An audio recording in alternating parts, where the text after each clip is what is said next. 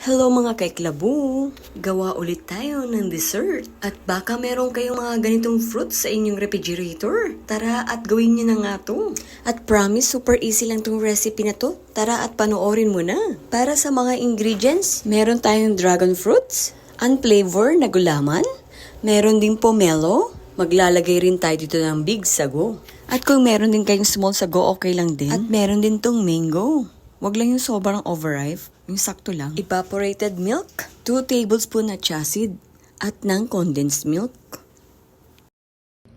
Big sago, dragon fruit, gelatin, pomelo, mango.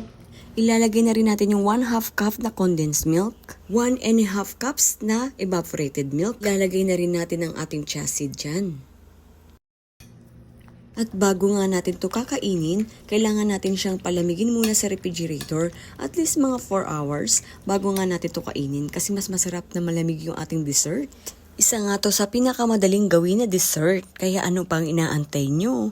Gawa na kayo ng ganito kasarap na dessert at talaga namang mapapaulit ka dito sa sarap. At kung nagustuhan mo nga yung aking video, huwag mo na rin kalimutan na i-like and share.